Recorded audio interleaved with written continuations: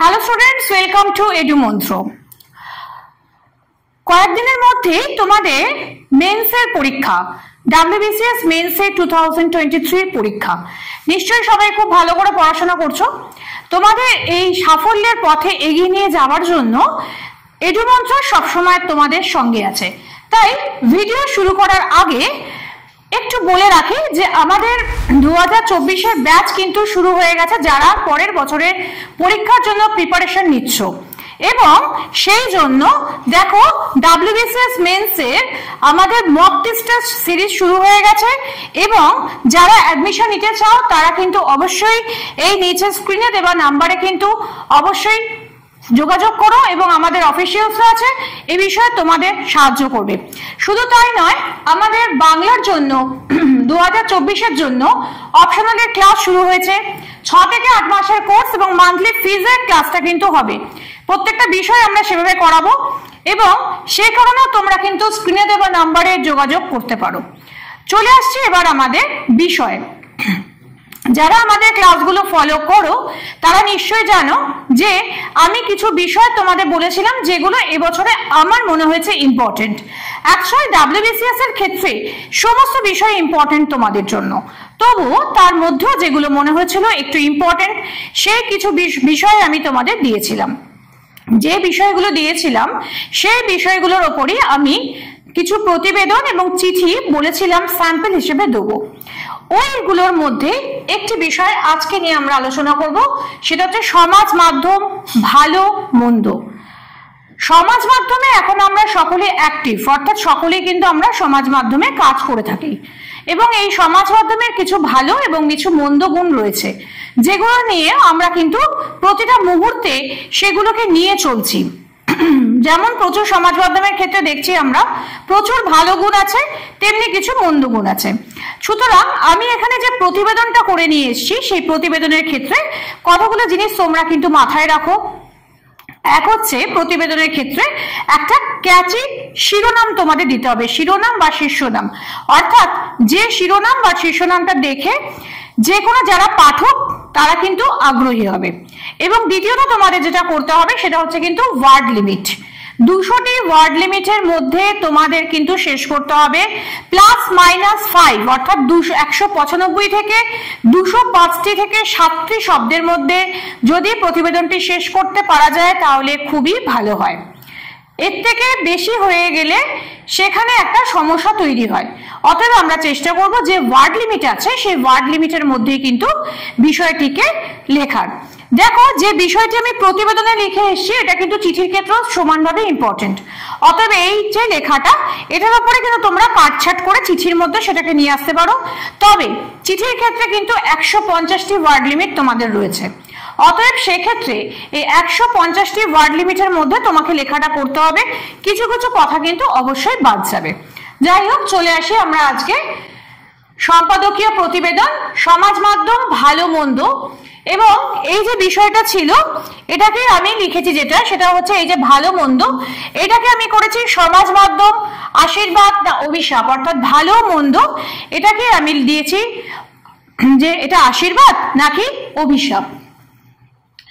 বর্তমান যুগে গণমাধ্যমগুলির পাশাপাশি সমাজ মাধ্যম এক বিশেষ গুরুত্বপূর্ণ ভূমিকা পালন করে চলেছে।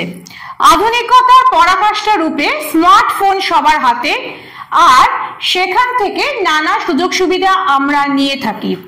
এখানে একটা প্রশ্ন আসছে যে পরাকাষ্ঠা কথাটির অর্থ কি? পরাকাষ্ঠা কথাটির অর্থ হচ্ছে, দেখো মানে সাধু ভাষার মধ্যেই পড়ে, অর্থাৎ খুবই মান্য চলিত বাংলার মধ্যে একটি বিশেষ শব্দ পরাকাষ্ঠা। পরাকাষ্ঠা বলতে যা বোঝানো হয় যেটাকে সামনে রেখে আমরা তার মাধ্যমে কাজ করতে পারি।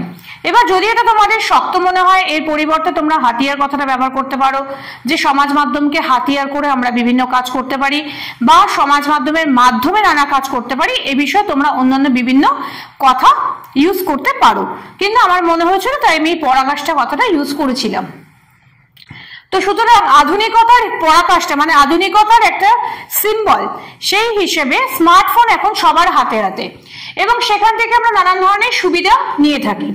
যেমন ধরো প্রথম হচ্ছে ই ব্যাংকিং, এই ই ব্যাংকিং কাজটা আমরা সবসময় ই ব্যাংকিং এর কাজ করে থাকি, অর্থাৎ টাকা জমা দেওয়া, টাকা তোলা, জিপে, ফোনপে এই ধরনের কাজগুলো, বিভিন্ন দ্রব্যাদি কেনাকাটি করা, নানান অ্যাপের মাধ্যমে ভাড়ার গাড়ি ডাকা। নিশ্চয়ই সবার জানা আছে উবের, ইনড্রাইভ, স্ন্যাপি, বিভিন্ন রকমের গাড়ি ডাকা এবং শহরের বিভিন্ন হোটেল রেস্তোরাঁ খাবার আনানো, জোম্যাটো, সুইগি, আরো বিভিন্ন অ্যাপস আছে। প্রভৃতি কাজ স্মার্টফোনের মাধ্যমে করা হয়ে থাকে। এছাড়া এখন বর্তমানে হাসপাতালে রোগীর নাম নথিভুক্তকরণ, বিভিন্ন সরকারি কাজকর্মের ক্ষেত্রেও সমাজ মাধ্যম গুরুত্বপূর্ণ ভূমিকা পালন করে থাকে। এছাড়া এখন সমাজ মাধ্যমের মাধ্যমে নানান ধরনের নির্দেশনামা বা বিজ্ঞাপনও প্রকাশিত হয় এবং যার ফলে একসাথে সেটি বহু মানুষের কাছে পৌঁছতে পারে। বর্তমানে এখন যেটা সমাজ মাধ্যমের ক্ষেত্রে দেখানো হচ্ছে সেটা হচ্ছে কি, যে সমাজ মাধ্যমে দেখবে বিভিন্ন অফিসগুলো বা বিভিন্ন নির্দেশগুলো যেমন পাশাপাশি খবরের কাগজ বা গণমাধ্যমের পাশাপাশি বিভিন্ন সমাজ মাধ্যমের মধ্যে ছেড়ে দেওয়া হয়, যেমন ইউটিউব বা ফেসবুক এগুলোতে ছেড়ে দেওয়া হয়, ইনস্টাগ্রাম এগুলোতে ছেড়ে দেওয়া হয়। তার ফলে কি হয়, যেহেতু প্রচুর মানুষ এই ইনস্টাগ্রাম বা ফেসবুক এগুলো পড়ে থাকেন, অতএব পড়তে থাকেন এবং পড়তে করতে তাদের চোখে এই বিষয়টি চলে যায়। আচ্ছা, এছাড়া বর্তমানে ছোট শিল্পী বা ছোট শিল্প প্রতিষ্ঠানের কাছে সমাজ মাধ্যম অনেক সময় আশীর্বাদ স্বরূপ হয়ে দাঁড়িয়েছে, কারণ সমাজ মাধ্যমের মাধ্যমে তারা শিল্পকর্মের প্রদর্শন ঘটিয়ে সামাজিক মর্যাদা লাভ করেছেন। অর্থাৎ বহু প্রতিষ্ঠান বা বহু জায়গা আছে যেখান থেকে তারা কি করে, ফেসবুকের মাধ্যমে বা ইনস্টাগ্রামের মাধ্যমে বা ইউটিউবে তাদের বিভিন্ন জিনিসপত্রগুলো সেগুলো দিয়ে থাকেন এবং সেগুলো প্রদর্শন ঘটানোর পর সেখান থেকে বিপণন বা বিক্রি বাটার ব্যবস্থা হয়ে থাকে, ডাইরেক্টলি নাম্বার থাকে, সেখান থেকে তারা করতে পারেন। এবং এছাড়া সারা পৃথিবীকে হাতের মুঠোয় এনে ফেলেছে সমাজ মাধ্যম। এছাড়া ধরো সারা পৃথিবীতে আমরা যে কোনো বিষয়, যে কোনো জিনিস আমরা দেখতে পাই কোথা থেকে, সমাজ মাধ্যম থেকে। অর্থাৎ এখান থেকে শুধু ফ্রান্সে কি হচ্ছে, ইসরায়েলে কি হচ্ছে বা লন্ডনে কি হচ্ছে, তার বিভিন্ন বিষয় সমাজ মাধ্যমে আমাদের হাতের মুঠোর মধ্যে এসে গেছে। যদি কোনো খবর আমাদের দেখতে হয়, অনেক ক্ষেত্রে আমরা সেখানে সমাজ মাধ্যমের সাহায্য নিয়ে থাকি। এই যে অংশটা ছিল, এই অংশটা গেল যে সমাজ মাধ্যম আশীর্বাদ না অভিশাপ, তার মধ্যে এই আশীর্বাদের পার্টটা গেল এখানে। এরপরে আসছে এর সঙ্গে, সেটা হচ্ছে কি, যে সমাজ মাধ্যমের খারাপ অর্থাৎ অভিশাপের পোর্শনটা। তবে ভালো গুণের পাশাপাশি সমাজ মাধ্যমের বেশ কিছু মন্দ গুণও রয়েছে। সমাজ মাধ্যম বহু ক্ষেত্রে বিভ্রান্তিকর সংবাদ ছড়িয়ে জনগণের মধ্যে উত্তেজনার খোরাক তৈরি করে।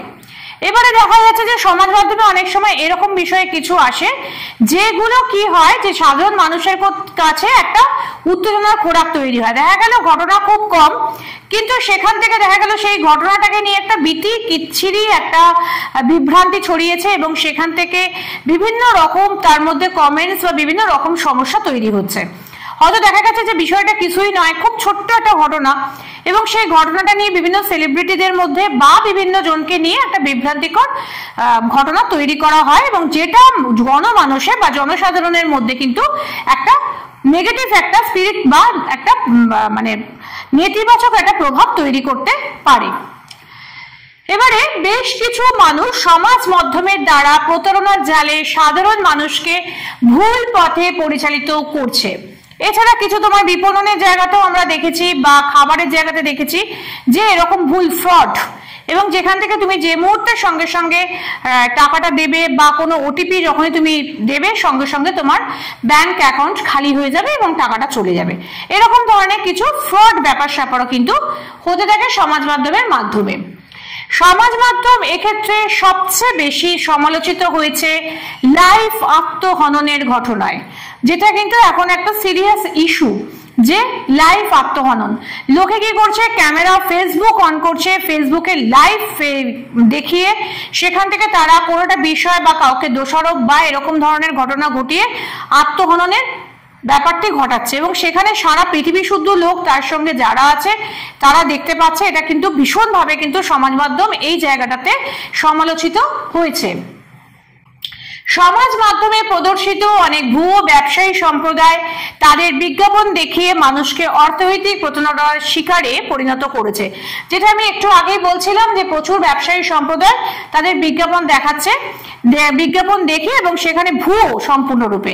ফেসবুকে কিছুদিন মাঝে মাঝেই একটি বিখ্যাত রেস্টুরেন্টের নাম করে সেখানে তাদের কিছু খাবার দেখিয়ে তাদেরকে সেখান থেকে প্রতারণা করা হয় এবং প্রচুর মানুষ, প্রচুর মানে বিখ্যাত মানুষও এই তাদের প্রতারণার জালে পড়েছেন। এরকম ধরনের প্রচুর ঘটনা ঘটতে থাকে। তো যুব সম্প্রদায়ের একাংশ সমাজ মাধ্যমকে হাতিয়ার করে বেশ কিছু কুরুচিপূর্ণ ছবি বা স্বল্প দৈর্ঘ্যের ভিডিও তৈরি করে নেতিবাচক প্রভাব সৃষ্টি করেছে। এছাড়া দেখবে ওই বিভিন্ন জনের ধরো কোনো প্রেম ঘটিত কোনো ব্যাপার বা এরকম ধরনের ব্যাপারের ক্ষেত্রে সেক্ষেত্রেও আমরা দেখি কি যে কিছু ভিডিও বা ছবি বা তাদের কোনো অন্তরঙ্গ মুহূর্তের কোনো বিষয় বা কোনো ব্যক্তিগত কোনো কিছু সেগুলোকে ফেসবুকে আপলোড করে তাকে একটা মানে নেগেটিভ একটা দিকে টেনে নিয়ে যাবার একটা প্ররোচনামূলক কাজকর্ম দেখা যাচ্ছে।